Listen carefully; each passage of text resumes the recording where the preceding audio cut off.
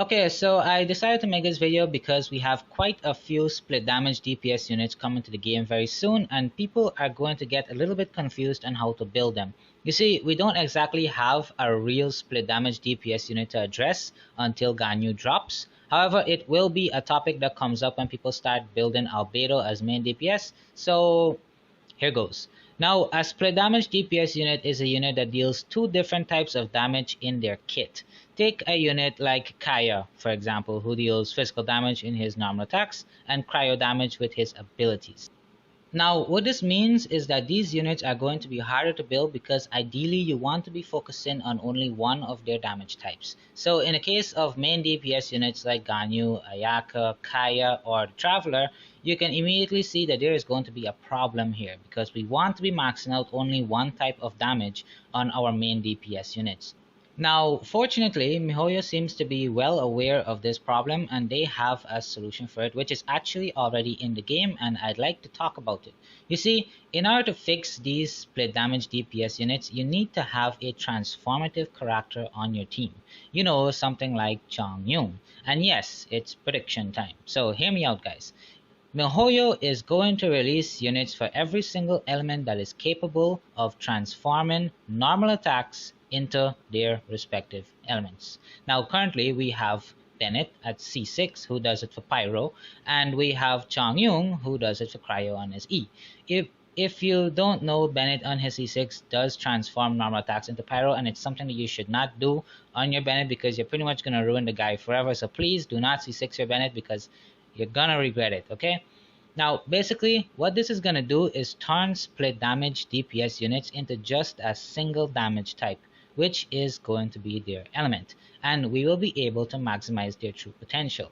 Of course, you may have realized by now that Catalyst users don't have this problem because their normal attacks are already their respective elements. Now, another important point to note here is that yes, sometimes you can ignore the element of these split damage DPS units and just build them around their other damage type, which is going to be physical damage. Now, this is a case of units like Razor, who not only deals really good physical damage, but also has physical damage built into him while he's leveling. It is literally built into his kit.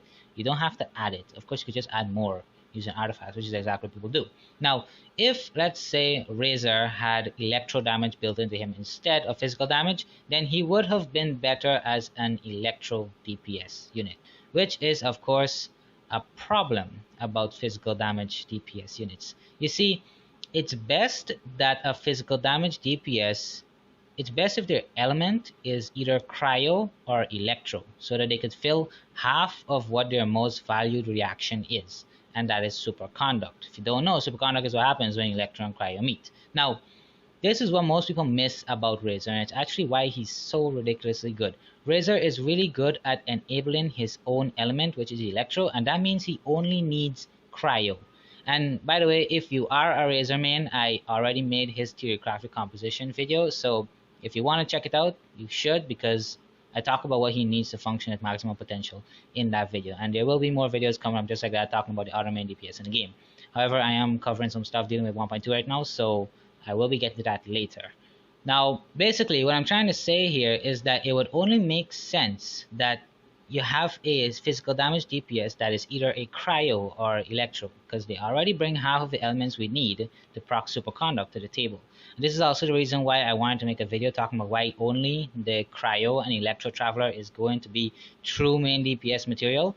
But coming back to my opening point about the transforming units, that is going to change everything for the Traveler, because having one transformer for each element will allow us to run any version of the Traveler as main DPS and actually enjoy them, because we could just use a transformer on the team and use them as their element, because honestly the Traveler really does most of his damage on the normal attacks. So the elements are just there for, you know, utility and whatnot.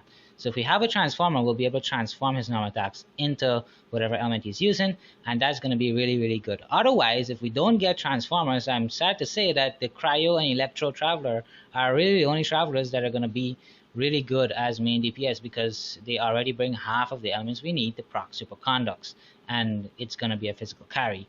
Now, this is also the reason why I'm very reluctant to talk about XINYAN, because she is currently being portrayed as a physical DPS carry.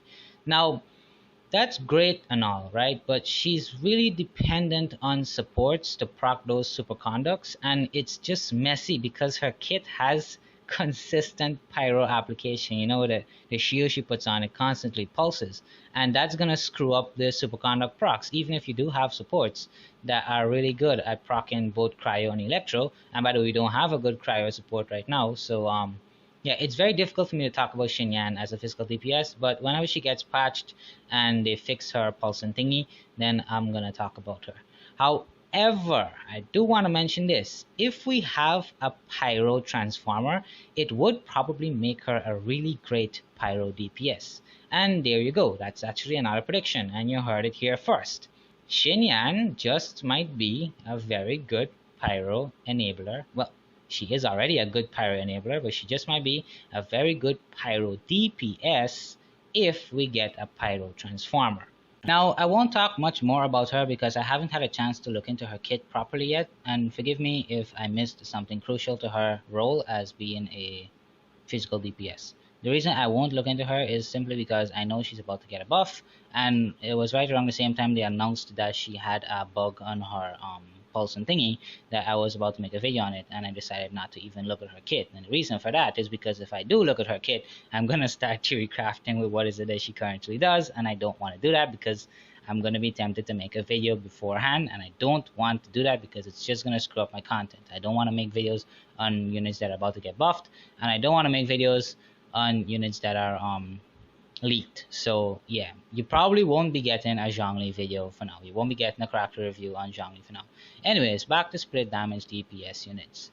I'd also like to add concerning this that units like Diluc and Keqing can transform their own normal attacks to their element, and that is actually why they are so strong. They do not need a transformer on their team. It's what makes them so freaking powerful, and a lot of people are taking that for granted. Diluc and Keqing transforms their own normal attacks, and that's why I said earlier, we don't have a main DPS right now who has a true split damage problem. It's not a problem that we as a Genshin community had to actually pay attention to. Now, if Diluc and Keqing did not have that ability, can you imagine it? They would not be as nearly powerful as they are right now, and we all could see that. Pretty sure you guys could see. Take away Diluc and Keqing's ability to transform their normal attacks into their element, and they're just whatever, right? Diluc especially, and he would have been more of a burst support. And for those of you who are in the know, you know damn well that we use Diluc as a burst support as he is right now, because he's actually really good at it. So if these transformers don't come out, then most of these split damage DPS units are going to be in the role of burst support. And I don't think Mihoyo is going to want that, because that means that Catalyst users are pretty much going to run the game because they are just using one element. Now, I know to some of you guys all of this is going to seem a little bit far-fetched, so as usual I'm going to drive this home.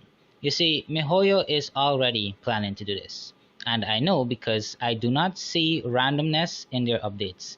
They are flowing very well together, and that happens when a company has a very strong roadmap. You know, they have a plan, and it's easier for me to predict their next move if they have a very strong plan and they're actually going along with it. Now, if you take a look at what transformers we currently have, right? There's only Changyu. I'm not gonna count Bennett because Mihoyo should know by now that people who are aware will not want to C6 their Bennett, and his transforming ability is on his Q, not his E. That is gonna make it less consistent. So Mihoyo knows that we're not gonna C6 our Bennett. Now, I do believe that in the future, the very near future, because Bennett is on the upcoming banner, more people are actually going to C6 him by accident, or they're not gonna be aware of the pyro change, the transforming change on his C6, and they are going to run into problems and the community is going to explode, and Mihoyo is going to have to address this. So I think that we are going to be seeing a change in Bennett's C6 in the next 3 weeks. I think there will be talk about Bennett getting his C6 change, because it's not a good C6 for Bennett in my opinion, and even as a transformer I do not think Bennett would be a good transformer, because his transforming ability is on his Q and not on his E. Now, that is, of course, another prediction. Now, this is going to make a pyro transformer to be put into the works, and we'll probably get one later, unless they are actually planning to address this problem before it actually becomes a problem. Because right now, people are not aware of this. And, well, because of this video, people might become aware of it. Anyways, now back to Chongyun. Now, you see, Changyong already exists as a cryo transformer, so logically, the only safe split damage DPS units they can release are going to be cryo. And that's exactly what we see is coming. We have Ganyu and we have Ayaka. This is not a coincidence. I'm telling you, Mihoyo knows what they're doing. And by the way, I do believe that the reason we're not getting any new 4 stars on these 2 banners is because Mihoyo is working on some transformative supports, which they are planning to release on the Ayaka and Xiao banners. And that makes sense because the Ayaka and Xiao banners are gonna push us into like a new kind of phase of the game, right? Now, yeah, I do believe that these units are going to be 4 stars so that the free-to-play players are going to have access to them. I don't think they're going to lock this behind 5 stars. Now, I think that they will bring a 5-star transformer that is capable of transforming normal attacks into any of the elements. I do think that that is a possibility, judging from the current state of the game.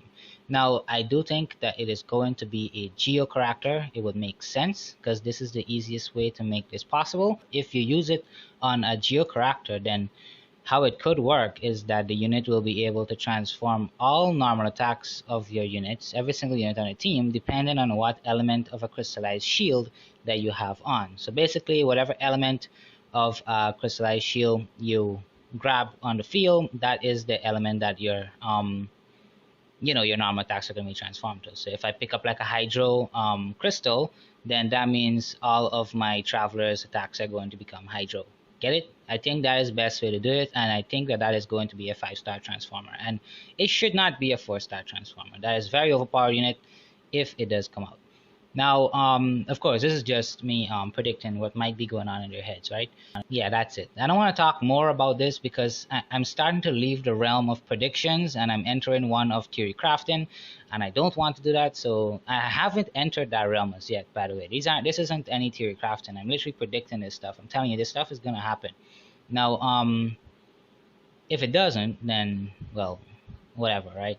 But I mean, you judge it for yourself. I'll leave these points for you guys to think about and share with whoever else. And if you want more predictions and analysis like this, make sure to subscribe, turn on notifications, hit the like button. And by the way, please share my videos around. That is like the most important thing to me because I would like the community to be more aware of these things and talk about it.